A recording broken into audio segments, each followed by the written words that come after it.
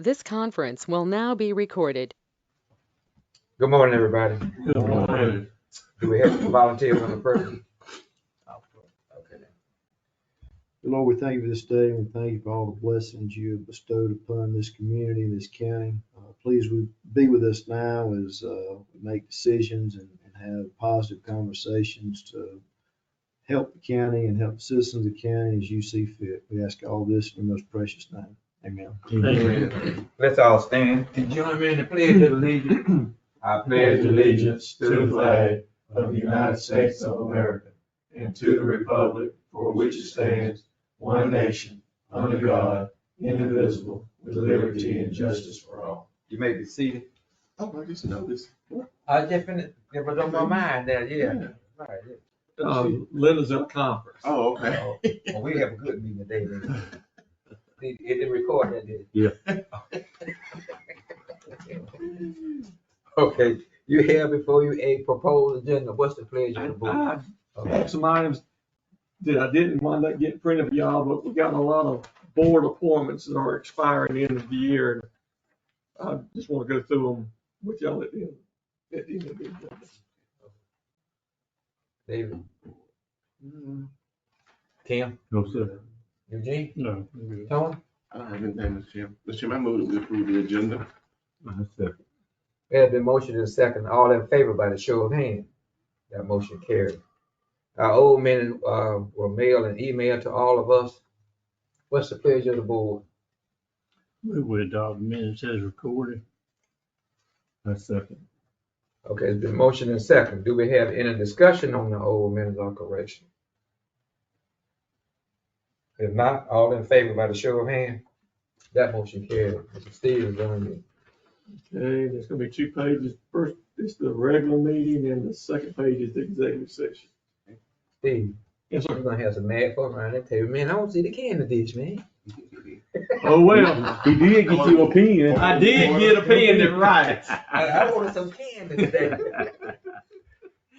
Oh, Bird ain't here either. I haven't heard anything from him, so. We'll talk you up. Jim, you wanna come on up? Sure. Chairman, thanks for having me. I want to give you all just an update of what we're doing at River Valley Regional Commission. All right. Steve, I'll let you pass those around. My name's Jim Livingston. I'm the Executive Director of the River Valley Regional Commission. I apologize for my voice. I've got I feel fine. It's just right there in the throat. It ain't working. First thing I want to do is thank you all for your support of the River Valley Regional Commission. You all have known us as the Middle Flint APDC all the way back, and through the last 12, 15 years as the River Valley Regional Commission. We've appreciated y'all's work with us and ultimately your investment in us. I remind you that you're a member of our commission. And as a member of government, you all have an investment you make in us. Our responsibility is to turn that investment around and do the best we can for Dooley County, cities here, and all the citizens of the region. And we do that by taking your investment, matching it with federal funds, and making sure that we can bring as much money, as Gerald Mixon used to say, that tax money we sent up to Washington, D.C., trying to get it back down here into this region.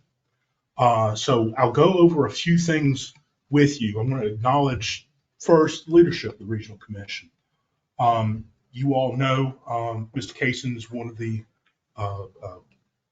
your commissioner that's on our regional commission body, and I appreciate Mr. Kaysen's steady, regular attendance at our meetings.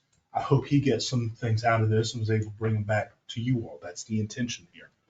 Albert King, City Councilor in Vienna, is our other member from Dooley County, as is Terrell Hudson. He's a private industry appointee. He's on our executive committee, and he is also our policy member for the Regional Commission at the state level. He is the vice chair of the Georgia Association of Regional Commissions. Y'all's steady leadership, core leadership in Dooley County has really helped us craft and understand how to be most effective in this part of our region. Our region's large, 16 counties. I headed over here from Columbus this morning. We've got an office in Columbus, and we've got an office in Americus. You all and the needs here at Dooley County are different than the needs in Columbus, obviously so. There's a lot of different things that we do, and I'll just point out the cover of this annual report this year. Not a Dooley County picture. We got this for the Georgia Peanut Commission, but it is reflective and a reminder to the folks in Columbus that our region does include Dooley County. It's a reminder to Columbus the importance of ag in our overall region. It's a reminder to all of us the importance of our historic economy in this region.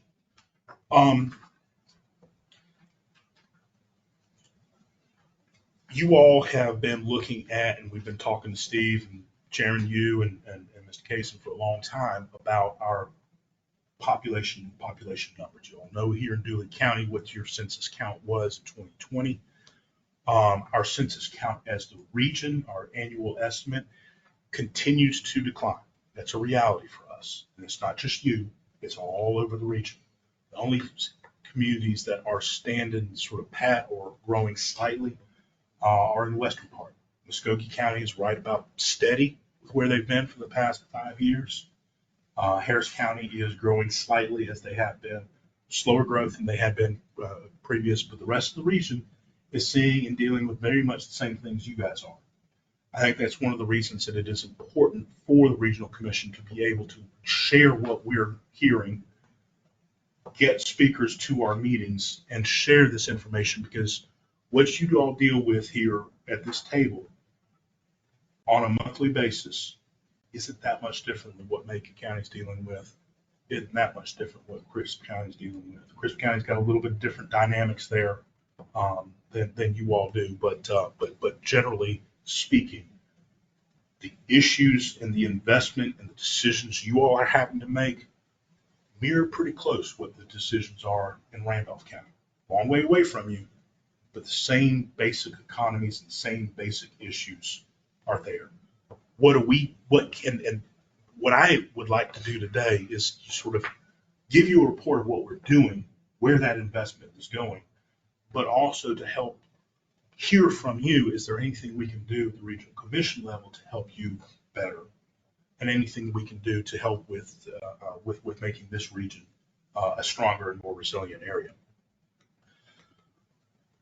The investment you all have in the region through dues, we've turned around this year into about $23.50 of overall investment. That's the return on investment this year between all of our different programs, including some of the grant funds that we've secured for other parts of the region through Community Development Block Grant and other programs. Ultimately, what we do is, because we handle so much federal money, we are effective and efficient administrators of federal funds. That's going to be a necessary thing to understand. Rules are changing. They are getting a little bit easier on federal funds, but they are changing, and that's one of the things that we keep up with to make sure that we can do this in the way that Congress intended. We've got 3 basic programs that we run. Area Agency on Aging, you all know that through senior centers and Meals on Wheels program that Middle Flint runs and operates here. We are historically known for our planning and community service work, including helping y'all with zoning issues in the past year, and with workforce development. The Workforce Development Board is run out of our office as well. So those 3 programs, more federal work in the Area Agency on Aging and Workforce Development Boards. But those are the 3 main items that we work on. We've spent a fair amount of, one thing on the Area Agency on Aging, in the last year and a half, we've added a dementia care specialist to our repertoire. That person is all over the region, making sure people know and understand what it means to be living with dementia and how to help somebody who is living with dementia to provide their best life and their best outcomes. It's a frustrating thing for both the caregiver and the person who's living through that. I see this with my uncle, who's a father figure to me, who's dealing with this. And I've learned a lot from our dementia care specialists of how to help our family handle a really bright mind that's struggling with that pretty terrible disease. So I will highlight that of all the different area agency on aging projects that we're working on. Infrastructure, you all know, in this region passed the second round of Transportation Investment Act funding. There's a delineated project in Dooley County jointly with Crisp County for Coney Road improvements. They're beginning to work on that. Steve, I don't know if TIA folks have talked to you at all on that yet. Should be coming up pretty soon. I think that is I call it a band 2 or band 3 project. That is a project, the first band of projects they're working on right now, getting to engineering, getting that work done. Second band of projects are waiting for the funding and the resources to arrive before they can get the work done. This is a pay-as-you-go program. But overall, for this region, we're going to have raised between Tier 1 and Tier 2, $1.3 billion of transportation infrastructure investment in the region. That's astonishing. That's an astonishing investment. A relatively poor region is being able to make for itself in infrastructure. You all have been involved with some other infrastructure issues of the last year with the lead service pipe inventory. To me, the most important thing we can do to secure our future is to make sure we are investing where we can and smartly in our infrastructure. That includes water, sewer, that includes roads, that includes broadband.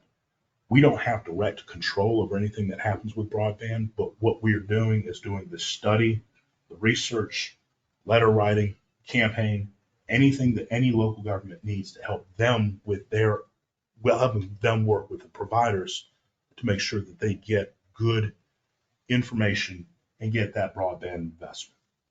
We've done a number of surveys and had Georgia Tech analyze those surveys. We've been looking at this for close to 10 years now. So we're not new to the broadband game. We don't control any of this, but where we can help with communities to direct investment to the providers that actually do the work, we want to be able to do that. So we're following what's called BEAD certification process, just to identify where the lack of broadband is. You all are in a pretty unique situation here in Dooley County with the work the Middle Georgia EMC is doing. So you guys have got a little bit of a different nuance than the rest of the region. And you all are on paper in better shape. I will encourage you all to bird dog that. Follow it up and make sure that the investments that they say they're going to be making are made.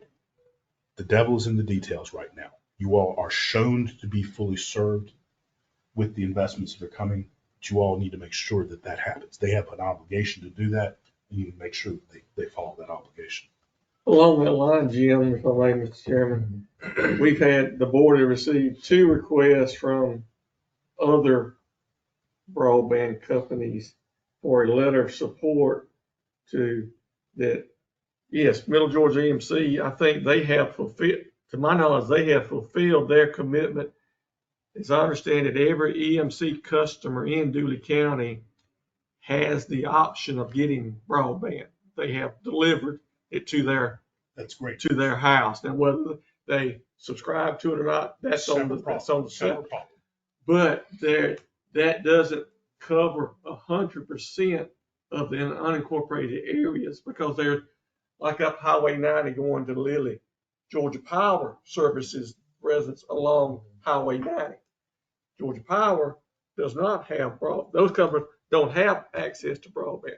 So we've had 2 different companies request a letter of support from the county for their BEAD grant application to serve these underserved areas. and the board has agreed to grant. My question is, it ain't, us doing 2 letters of support, that doesn't necessarily hurt either one of those. They're gonna get judged on the merit of their application. In my opinion here, you're looking at belt and suspenders. You're looking at multiple ways to make sure that you have the citizens of Duluth County served. And I don't think there's any problem whatsoever in saying anybody who wants to help out here, help out. Yeah. And we can help you with that letter. We're working on that with the rest of the region. So, that's good news. And that's one of those nuances that you all have to be tracking. Although Middle Georgia says they're doing their job, I think there's some sort of verification that they've got that, but it's really important for you to see and identify those gaps that don't show up on any map. Mm-hmm. I'm not aware of those. I mean, I'm following the BEAD certification, and those are not, I've not seen those show up. I mean, it may be somebody's looking at it clearly because they're saying, please, we'd like to serve those communities. In the other regions around the state, other EMCs have done what ours have done. There were several. They've done it in different ways, David. And they have. What Middle Georgia was really one of the first out the gate to partner. I think they're partnering with Connexicon. Connexicon. How do you say it? That group. Different EMCs are handling this differently. In our region, we have Diverse Power. Diverse Power is doing it themselves. They are the broadband provider. Flint Energies they may be partnering, but they come with later funding, and where Middle Georgia says, we're just going to cover everybody, and the later iterations of funding targeted specific addresses. So, we will we will make the funding to that specific address. Where we're seeing problems in the region is where we have a county with 2 EMCs, because they're at the edge for both and not the front and center for either. And then we are seeing some issues and some problems in the region around that. Was there any lobbying or conversation happening with Georgia Power of allowing these? Because it would seem like take Vienna that we're in, I don't know who the providers are in town, but EMC surrounds this area. So it would make sense that they could come in and just add service in the city. The EMCs are there because they have historically and before this funding, the cities largely had access to internet that the county did not, because the city had old legacy bell systems. You're running internet over copper wire, and that didn't work out so good. But there was at least some infrastructure here and some investment to build around. It's building brand spanking new outside of city limits, outside of the bell system. So, that is part of the, again, getting into the weeds there. That is part of the difference in what you all are looking at and what the city is looking at. So, the cities now, what we have in the county is superior, right, to what the cities are. It is one of those paradoxes that's happening, and we need to make sure that as a part of this investment, the broadband expectations are certain speeds. And if those speeds are not being met in the cities, they're not being served. And so those that, going to county administrator's point, that is an underserved, whether it's That's happening here. Yes. That is happening. That is. All our cities are technically underserved right now. That's right. That's right. Whereas the bulk of the unincorporated area is fully served. Not all of it, but the bulk of it is fully served. Right. And that's unusual. That's one of those nuances that there are a few more, excuse me, there are a few more bites at federal apple to get funding into the region for broadband. I thought there was one, and Steve's point on the letters that you guys were, I thought that was the last bite. I think there's going to be some follow-up applications. But we need to make sure, and you all need to be working with, make sure the cities know, and we will communicate with them as well. Now's the time to get these letters and get those partnerships. Ultimately here, you all don't own these pipes, broadband pipes, or the city. You are inducing and trying to encourage investment from somebody who knows what they're doing to be able to do the work. I mean, I think that's the piece there that's a little bit different than some of the other infrastructure you all would have oversight of. That's what EMC done, but they did it without funding. They had to go in their pockets, basically. They got no help, no help. They modeled their electrification program from 1947. We're gonna serve everybody that has a meter. And that's what they've done. And they're to be applauded because they didn't sit here. They didn't have that little message or that inside track that, hey, probably some Fed money coming this way now on this. Let's sit here and wait. I mean, I've been around this game long enough to know what happens now. And they moved, and they were disappointed in the fact that they moved so early that they got left out. I had the conversation with the governor about this, because I saw where those 4 EMCs strategically were in the state. Then I looked at the representation. And you can't tell me that it did not happen. I mean, and so my thing was to push for our EMC, if there's additional funding coming down later, our people need to be kind of propped up and made whole,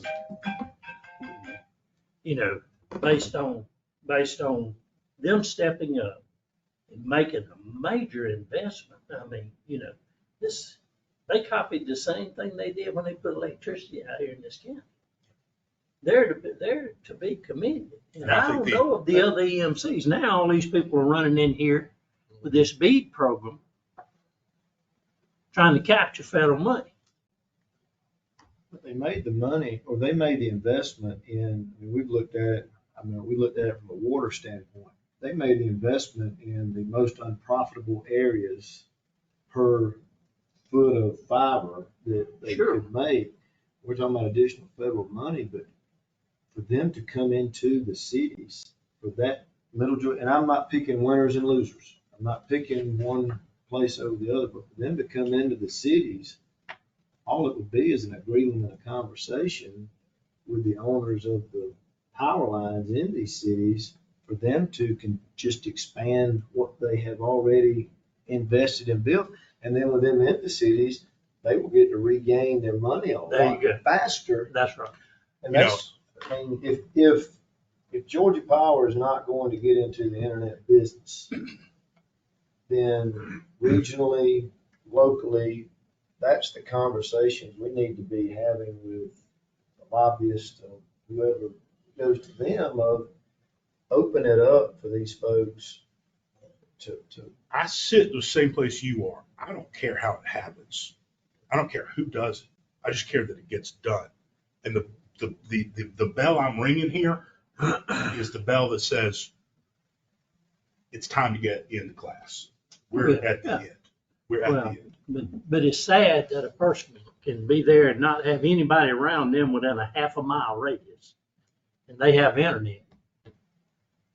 And our folks here in town don't have the service that they need. Well, and that's to county administrator's point. We have a deficit here, and we need to make sure through this BEAD process that's identified, that's flagged, and the investment that they need to be able to make that, whoever it is, gets that done. And to Steve's point earlier, it doesn't matter who it is. It really doesn't, just as long as it gets done. Well, what's the time? I might have missed the point. What's the time frame All of it, because see that when B- Steve was talking about, up on 90 Highway, I represent that area. People want to know who I know. Chairman, the B applications are due Mhm. in January. So that, but I think there's going to be a round after that. I mean, it was time's now. The time's now. And I'll talk to, so does Unadilla have the same issues? Oh, y'all got over there? Yeah. And I think all the towns Pinehurst? in the county. I think all our cities had Yeah, the same last one of them. issue. I'll get, I have this is an investment we made with COVID funds. We hired somebody who just looked at broadband issues, a planner just looked at broadband issues, and I'll have her follow up with the city administrator here and with Michael and with Unadilla, Sabrina, and see what we can do to sort of make sure that they've got their hand up as this is happening as well. The only other thing I'm going to talk about is the WIOA program. Y'all in Dooly County are one of the 8 counties that we serve for the Workforce Development Board. And I would just highlight this for you all because it is an incredibly strong tool to get folks trained or retrained, to get folks with the GED, to get folks the lessons that they need to be able to be successful. If you all know folks that would be eligible candidates for this program, it's federal funding, so it's got some income eligibility parameters there. But if you know anybody that would benefit from the program, please get them to us, and we will be sure to have our partners follow up and get them the training that they need. It's great. We send folks to nursing school, truck driving school, lots of folks with GEDs. So anytime you guys have somebody that would need those services, I'd be happy to get them connected. So, Chairman, with that, I sort of let you all ask questions of me if you have any. I'm afraid I got to scoot down to Cordele after I'm finished with you guys to talk to the UGA program that they're working on down there. In our last meeting over in the River Valley though, Jim, I learned, and I think Steve had picked it up somewhere or read this or whatever, but if TIA reaches its goal and it comes in early, we have a mess per se. We have a mess if we don't do anything. Yeah, but I just can't see switching on and off retail out here charging sales tax a penny. So Southern Georgia had this same problem. What the issue here that Commissioner Cason's talking about is our penny sales tax is being collected at a faster rate than the state economists projected. That's good news, but it's not fully good news because it does have sort of, our timeline gets off. Now, if you remember in TIA 1, we were behind from the get-go. We passed this right about the same time as a recession, and it was just a mess. We ended up that program about 14% behind projected revenues. So this is a much better to have problem to have than that problem. But all the TIA 1 projects they were able to sort of economize and make sure that they were smart with the investment, the timeline, and holding things to pretty tight budgets. But they were able to get all those projects. They are getting all those projects delivered on budget. TIA 2 is ahead of schedule. So we project, and I think we'll find out here the next month, I think we're going to project to get a 10-year revenue collected in about 8 years. So that means one of two things. We either, say, okay, we'll wait until it's full 10 years, or we go back and try to do this process Do it early. That's what Southern Georgia has done. Southern Georgia Regional Commission is one of the other 3 regional commissions in the state that has passed the regional T-SPLOST. So That is an Because if option. it ended early, I just see it really handcuffing these smaller communities big time. You know, our SPOS was that way when I first came on this board, but it changed. Initially, We have access to the excess now. initially, It can be used to regular reduce debt. SPOS ended upon the collection of your revenue estimates or the 6-year time period. Now, the SPOS regulations have been changed. Now, if you guaranteed to keep your SPOS in effect for the full 6 years. If you reach your revenue projections, anything above that's considered excess, and the law stipulates how excess can be spent. I would suspect that this would require a change in the law regarding the regional. I'm assuming so, and I would hope But that that would be a good that move in the needs to be future. something that needs to be worked on. The concern is once you get state legislature working in an area that only the southern part of the state has passed, I'd be worried that a whole lot more harm would be done than the good coming out of it. I mean, that is a, What you trying to say, Jim? I ain't saying nothing. Hey, we know we little. That River Road and all that, running together, do all that paving and all that. That's interesting. ACCG needs to start having some conversations about this. Yeah, divide the excess up based off population. All right. We may be about 5 years too late to have the conversation though, when you have one serving who is pounded the rock, talking about rural Georgia with the governor that we have now. You know, because we don't know about the next one. Mm. Thanks, sir. Chairman, thanks for the chance to get with you guys. I appreciate it. Yeah, Appreciate good to y'all. have a candid And please, conversation. I touch base with Steve pretty regular. Oh, don't forget our CHIP grant that we want y'all to resubmit. We will get that Hey, Something in. worried, I forgot, I had, We will get read that, through we the will book. get that in. Yes, sir. so we're gonna get it this time. We will get it submitted this time. Yes. Chairman, I control very, very little. I can speak to those things I can control, but I control so very little. But we at the top of the list though, right? Yes, you are to get submitted. Yes. Okay, Thank you, Chairman. Thank you all. let's get back onto the agenda items, see if I can get the mouse to work.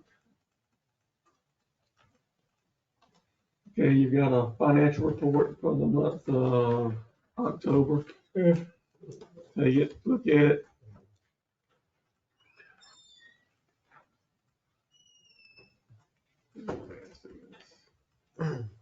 Item number 3, we still have a vacancy on the DFAX board that we need to fill. Item number 4, the LMIG program, the application is due by February the 1st. Hopefully by next meeting, our Public Works Director and our engineer will have some recommendations on some potential projects for LMIG funding. Right now, I think we're looking at, well, unless y'all say differently, used to, we just did, basically, LMIG was strictly resurfacing of entire road sections. Then for 24, we did resurfacing of just small, bad sections of road. Got a lot more roads done, but naturally it's more expensive just to do small sections here scattered across the county. And then fortunately in 24, we got the LRA money, the extra LMIG, a one-time deal. And that money is going to be designated for the drainage project on West Road, the drainage project on River Road, and then a good bit of money spent. We're gonna be putting gravel on some bad sections on dirt roads. I think I suggested they concentrate for next year's LMIG. Let's go back to looking at complete sections of roads, paved roads to resurface.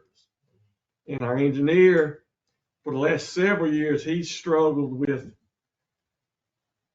what type of resurfacing. Continue to do what they call the double surface treatment, the gravel and tar, or go to asphalt.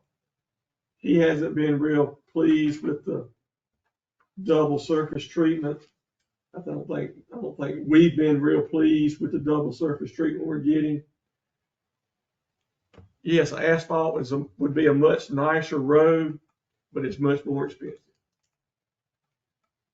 So anyway, we'll hopefully have something from them at the next meeting for us to talk about.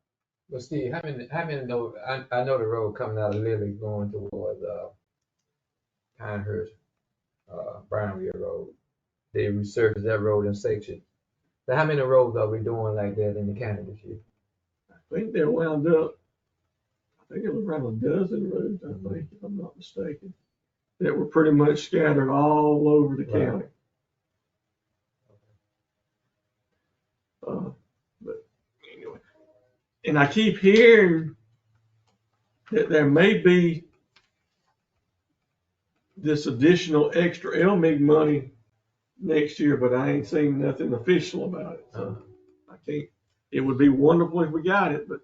Well, let me ask you this. Even if we went back to this, doing 4 roads again, how would that affect the gravel? Will we still have a budget for that? But this is gonna be totally how y'all decide to divide that $733,000 that we're gonna get from DOT next year.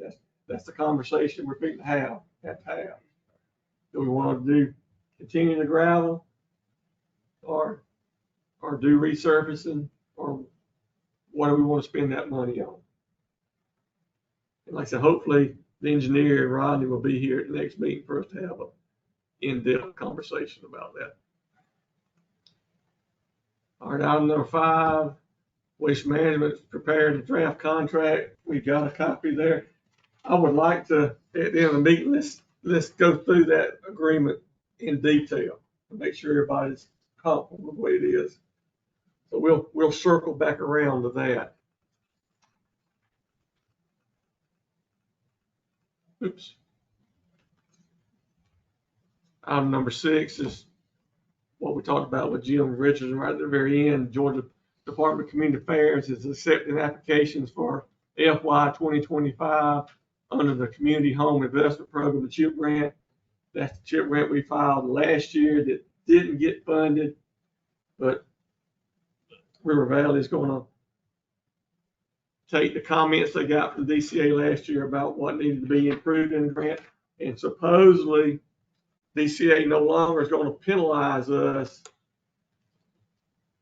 because River Valley is the one submitting an application, and River Valley doesn't have much history in these type of grants.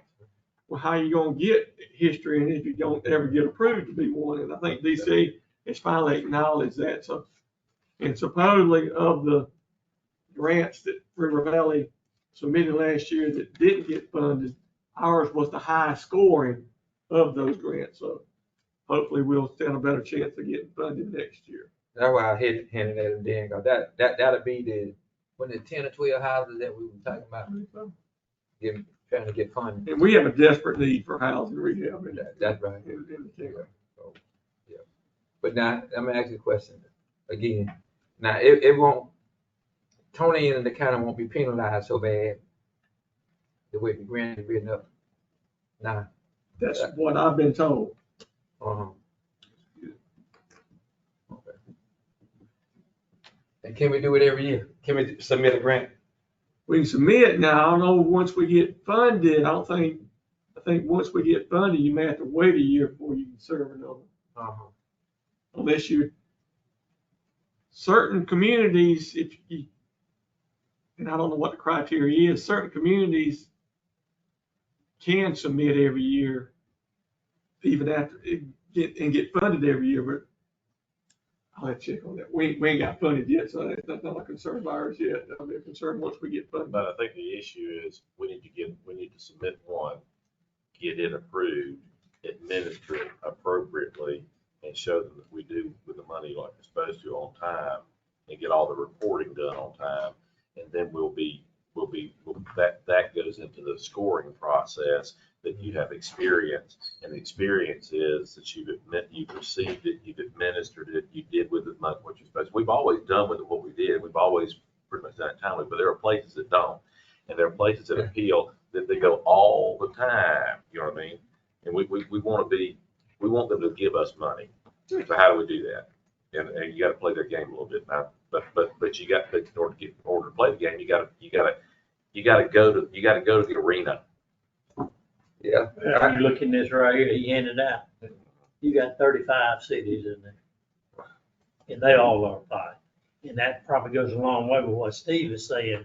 If you get it this year, you're probably not gonna get it the next year. Right. You know, because that's before you get to the 16 counties, but 35 towns, and a lot of them, we know Unadilla requested, we know Vienna requested, and then you got Dooley requesting too. Well, if you get all three of those going to the well in the same year, I think you can probably kind of see what takes place. And everybody needs to share that part. But now in the past, since I've been here now, it hadn't always gone like it should have. No, I think We never had a right. chip. I think the scale's a little bit tilted towards cities. I think the cities. Yeah. It's tilted toward the density of population, correct? Right, because of neighborhoods. Yeah. Right, and that goes into the housing issue. They're saying that I don't know what their logic is. Right. Okay, and that's a political decision made up under the Gold Dome, you know, and that changes, as was referenced earlier by Mr. Casey.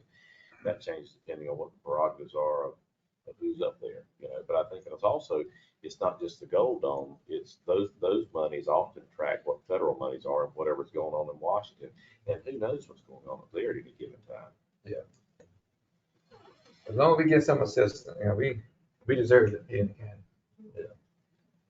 All right, item number 7, the Hardisons have submitted a conditional use application for parcel 10-7 to allow a recreational vehicle to be placed on property down at the Campers Haven area at 204 Drake Loop. The property is currently zoned R2 residential multifamily. The planning commission will conduct a public hearing on December 9th to receive public comments. After the public hearing, the planning commission will vote to make a recommendation to the county commissioners for either approval or denial of the zoning request. Then the county commissioners will conduct a public hearing to receive public comments on the zoning request. And then the county commissioners will vote to either approve or deny the zoning request. So that'll be coming at that'll make it to us in our second meeting in December. In regard to 24 tax digest, Department of Revenue has approved the tax digest for the collection of the 2024 ad valorem taxes. Tax bills should be mailed next week with the due date of January 31st.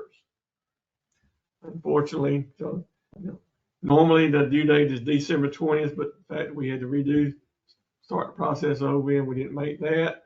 So due to the delay in mailing, I'm requesting that the board approve a line of credit at South Georgia Banking Company because I anticipate us needing it to get through. I figured that would come in there. So I've got a proposal from them for a line of credit at 5% interest, and we'll only pay interest on what we draw down. I'm requesting, they've approved up to $2 million. I do not anticipate needing $2 million, but it's not going to cost us anything. Like I said, we're only going to pay interest on what we draw down. So I would like to request a motion and a second and a vote to approve that. Would we use our reserve before we touch the? Yes, oh, absolutely, absolutely. We've already used half of it. We have. Yes. And that's not unusual. for the past several years, we've had to use our reserve to get to the end of December. I don't mind that. We're just But we haven't had to borrow. we haven't had to borrow money from the bank in over 10 years. And we wouldn't have Had tax bills been due December 20th, I think we'd have been fine. The money would start flowing in. The money will start coming in. And there's a good chance, once the bills go, there's a lot of folks that'll pay as soon as they get the bills. Yeah. The people who pay early, want to get it on this year's taxes. There you go. Are going to get it in by the end of the year regardless. The stragglers are just going to get an extra 30 days. But that can cause the flow depending on the mail. And not knowing who's gonna pay early, who's not gonna pay early. I didn't want to wait no longer in the process. I want to go ahead and get this set up as plan B. I said, Okay. We got 3 motions here, but, we got a motion in a second. Do we have any other discussion on before we vote on it? If not, all in favor by the show of hands. That motion carried, Mr. Steve. Thank you. No, and I hate to say it, but prior to 10 years ago, this was a common practice. We had to borrow money quite often. But anyway. And so this is more a response to a technical issue the state kicked back than any fiscal issue at all. Yes. All right, I'd like to request an executive session at the end for a personnel matter and potential litigation. But we'll skip that. And none of y'all commented about the wrong date on the next meeting on the agenda that I sent out earlier. That was a test and y'all all failed. Oh, that's my birthday. Happy Thanksgiving. No. I think December 5th is his birthday, I think. Okay, Chocolate cake. 15 layers. All right, items I've added to the agenda just for information at this point in time. On the Board of Health, the following terms expire December 31st.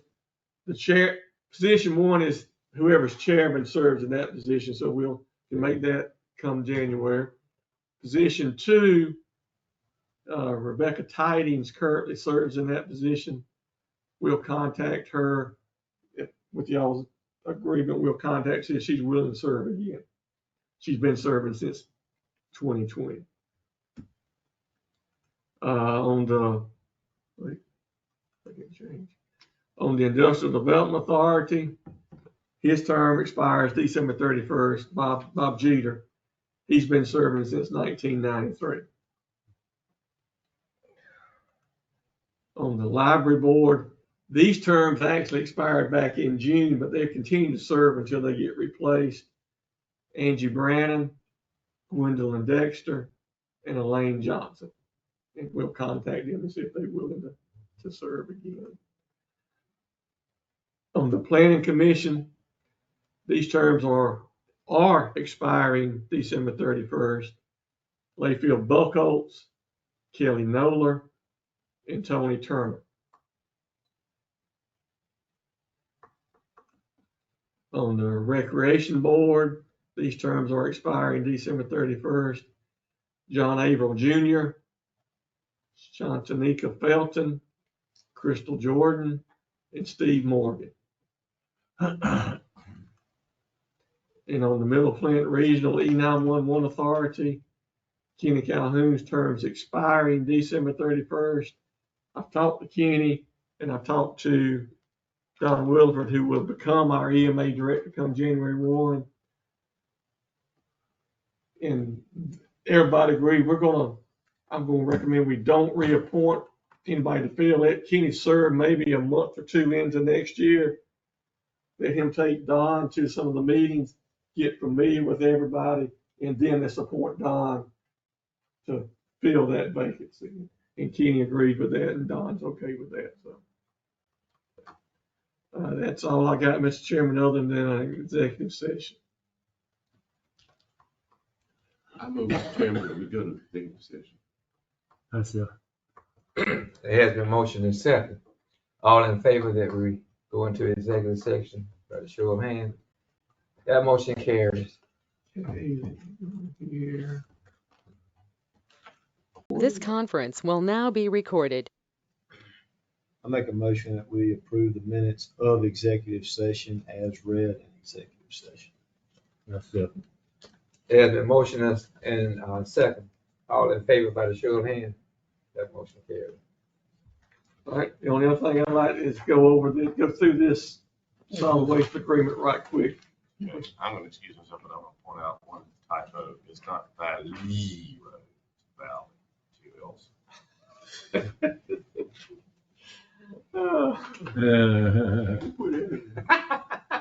They had a mistake. That's what I thought. Yeah. Well, they making mistakes. They spell us Dooley County with an EY. I Yeah. love it. Supposedly Mark Twain was credited with saying he pitied the man that could only spell a word one way. Oh, yeah. The only people that spelled Dooley with EY was when the liquor store opened out there. Well, it's Vince Dooley. Yeah, Vince But Dooley. out there, they had it out Go on to the, Macon County, they finally changed the sign, enough people complained. But that Main Street was Dooley with the E in it. Okay, let's get to the, Well, we might as well just- we probably ought to just add the, probably ought to just add the E in just for the fun of it at this point. Y'all have a great Thanksgiving. Do the same. Two. By the way, there is a, if I may take a moment to announce, there is a community-wide Thanksgiving service at the Byronville United Methodist Church, and the pastor of that church sent out notices to all the preachers, inviting everybody to come and join in, and they're gonna raise money for the community food bank that serves the citizens in the Byronville area. Just letting y'all know. It's at 5:30 Sunday at their church. And there's also a community-wide choir, but I didn't think I needed to make that announcement to this group. Jimmy Lockhart was saying that, right? I know nothing more than that. Thank you, Bert, for that announcement. Public service in there. yeah. Y'all gonna get started. I gotta. We need all the county news we can, It's accurate. yeah, that's right. It's not misspoken. Thank you.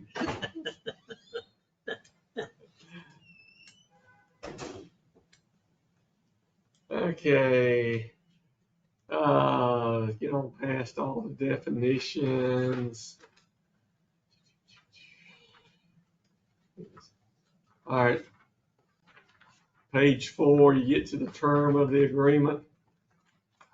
Term's gonna be January 25th through next year through December 31st of 29. It'll be a 5-year contract, but there's provisions that we can cancel it upon, certain written notice. They're agreeing to provide the service once per week. Blah, blah, blah, same resident. can you find, this is not in contract, county did a overwhelmingly great job of sending out letters to all the accounts. I think I got an account from every single address. You got a letter for we sent out a letter for every address. I hate y'all wasting so much postage. But when is, I want a date from them of when they're gonna send out, because I mean, my mom goes into a panic of, well, the draft stops, then what? Can we go ahead and sign up for the other? They're supposedly Waste Management's gonna be sending out a postcard. But they plan, the biggest change is gonna be, they're gonna bill quarterly. They're gonna be billing 3 months in advance. So they're gonna send, right now, as I understand, they plan to send out their first bill, which will be for January, February, March, the last day of December. And that's when we can sign up for That's- their automatic Yes, stuff. And yes. get on their, So supposedly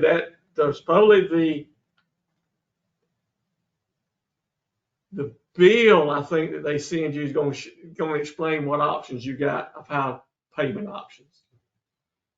And I would encourage everybody, as I understand it, you have an option, you can log in and create an account online with them.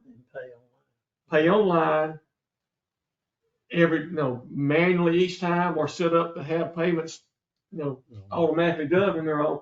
But to me, what I'm excited about is I can go in there, create me an account, and if I choose to put my cell phone number in there, and like for holidays or whatever, if my next week my day is a holiday, they'll send me a text message reminding me, hey, your next week's a holiday, we're gonna be a day late collecting your garbage.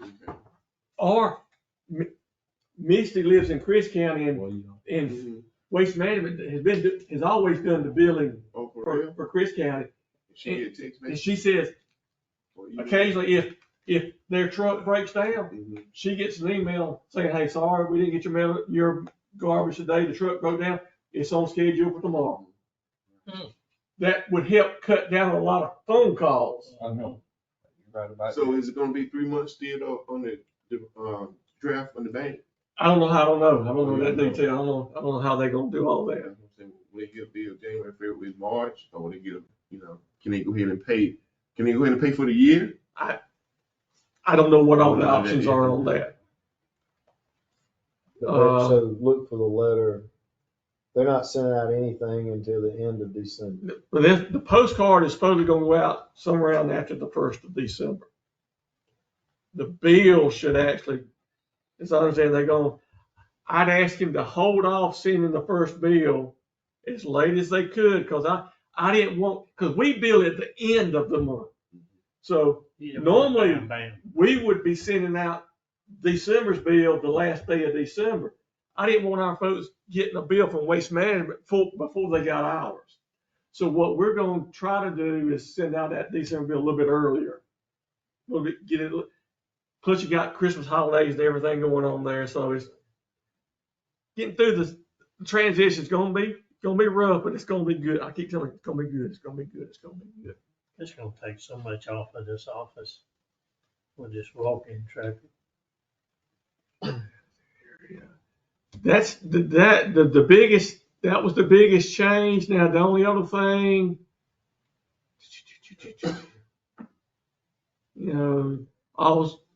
all customer service issues.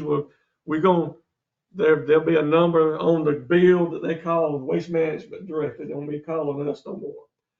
And the compensation on page 6, it outlines, now the bill, they're gonna specify, hey, the bill's gonna be $19 a month, but they're gonna separate out the $13.57 and then a franchise fee to the county for $5.13, totaling $19. So we got to be prepared that. Now, that may generate some questions from somebody. What's the franchise fees for? Why are y'all charging the franchise fee? You want that or taxes? And we can say, well, one thing, we're still having to fund water testing, groundwater testing, methane gas testing at our current landfill. And that's going to be going on indefinitely. So we're still encountering calls for solid waste. We still got a knuckle boom truck that goes around and picks up garbage side the road and stuff like that we have to take care of. So, and then the franchise fee on the commercial side is just $5 per container. Did we get, is there anything in here where we get reports of their billing and or collections? I'm anticipating that's going to come when they send us our franchise fee. They'll include a summary of what they collect.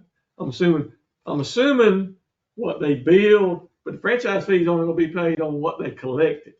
That's what I'm saying, because at this point, people could stop I expect that's going to be quite service. Well, either they stop or they stop paying and Waste Management cuts the service off. I'm just thinking about budget and that franchise fee and making sure it doesn't fall off. But the way we were able to, when we did the billing, we were able to basically force everybody to have a garbage can. And then our ordinance allowed us, it said we could collect the garbage fee, use the same methods as if it was a tax. The ordinance didn't call it a tax, it just gave us the right to collect it using the collection methods as we would use for collecting property taxes. But once Waste Management takes over, they don't have that ability. They're either gonna, if the customers don't pay, and it's in here somewhere. 45 days. It gives their, okay, here it is.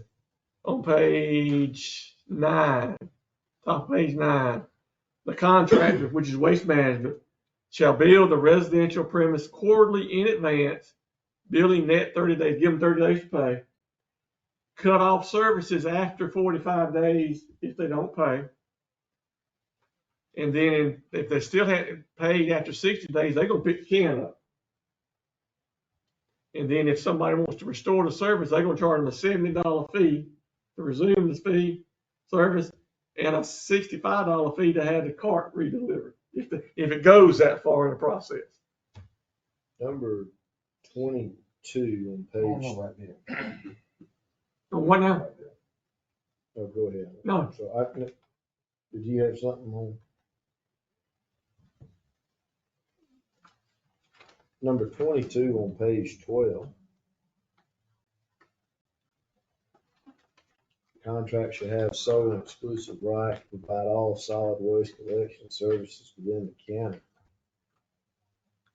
We can't, all we're saying there is what? We're not gonna take another bid. We're not going to contract with anybody else. We're not gonna, We're not going, if you choose to get a dumpster service by somebody out of Houston County, we ain't going, we can't enforce we that. can't enforce that. Good to see that we're gonna be, And they can't enforce it either. we're gonna be included as additionally insured on the comprehensive general liability and automobile liability. So what that says basically is that garbage truck runs over a child or something, we'll work with their lawyers. They'll provide legal coverage for us just like they do themselves, because we know what legal fees can run into.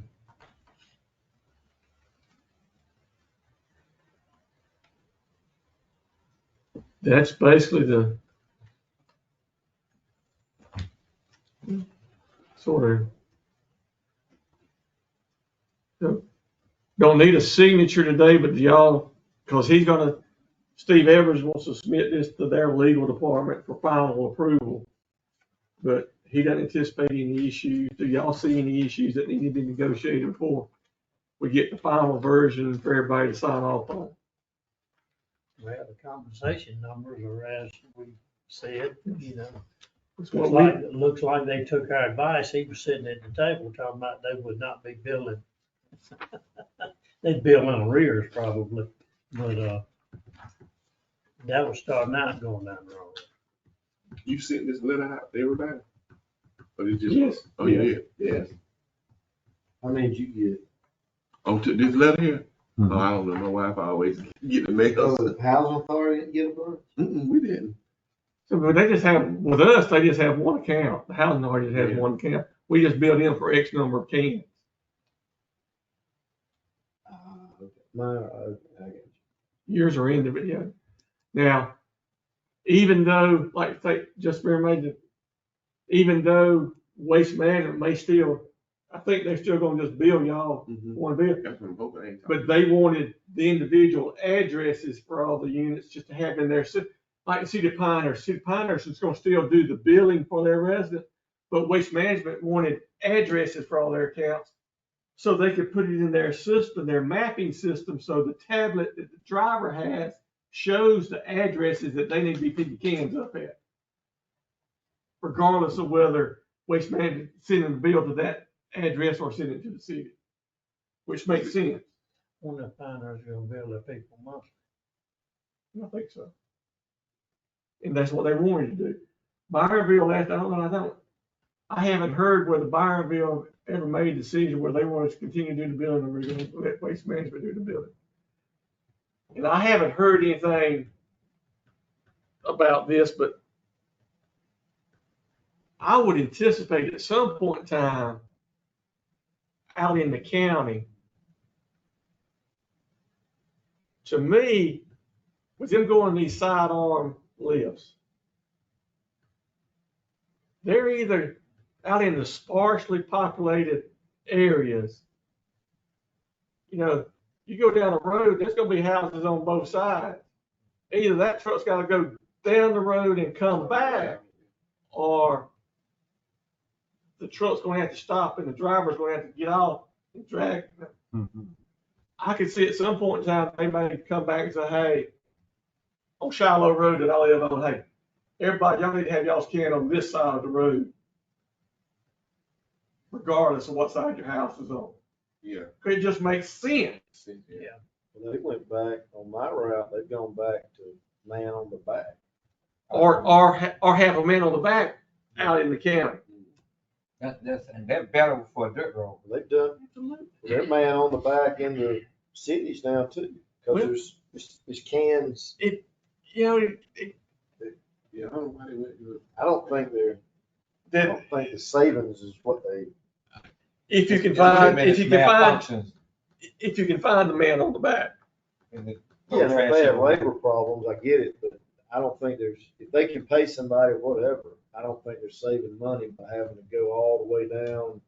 What's the road we just rocked? Somerville. Somerville. That's a long stretch of road to skip a can on the opposite side of the. What part of my mind when they started, I lived on Shiloh Road. You get outside there's a house on the right, and then a couple of yards down, I'm on the left. Well, I put my can out on my side of the road. Well, it's the first time the garbage truck come through with that picker thing up, they left my can on the other side of the road from my house. And I took that as a hint, you know, hey, we'd like for you to leave, which I'm glad it ain't no skin off my butt. But otherwise, because then it's probably 5 miles down Shiloh Road to the next resident. And I didn't want them having to try to turn their garbage truck around on Johnny Sanders' property out there. I didn't want to hear that, so I just put my can on the other side of the road. Have you had the problem, have y'all had a problem out there with the train dropping box cars and blocking the crossing? I came out there yesterday. Not recently. They had 3 box cars and they just blocked the crossing with them. Wasn't the engine nowhere. That used to set my Uncle Billy Well, off, buddy. Well, what I'm saying is those traffic stacking up both sides around Georgia Pacific's curve there, you know, so it must have been a few minutes, you know. Of course, I was coming into town, so I came around, but I said, If I had to I think the recycling plant has now started using the sidetrack there. okay. So I bet they were doing some work. And Reeves. I can remember years ago, back when Georgia Pacific was. Well, it was those type cars that they put salvage on. I didn't think about that. I can remember years ago, I was probably still in high school. I was riding my Uncle Billy, we was going back out. They had the Shiloh Road crossing block, and the train was fixing to go into Georgia Pacific sidetrack. So in effect, they were fixing to have both tracks blocked. He whooped his truck up there and parked it on that side track on Georgia Pacific Road. And a rural guy come walking down and said, "You got to move this truck." He said, "I'll be down. I ain't moving this truck till y'all unblock that road over there." He said, "Steve, get out. We got a truck." He locked his truck up and we just sat out there. He must have got a lot of money buying the truck. They went and moved them cars off of Shiloh Road. I'd You got a better program. I'd have been the opposite. Yeah. I'd have been like, Yellowstone. That's what they do in Yellowstone. Oh, yeah? I don't know the law, man. That'd be the same without caution on. But anyway. All right, that's all I got, Mr. Chairman. All right. I do got an insurance question I want to ask you after the meeting. All right, Tony. Is that it, Mr. Chairman? Yeah. Mr. Chairman, I make a motion, we adjourn. Second. There's been motion and second. All in favor, please stand up and left. Yeah.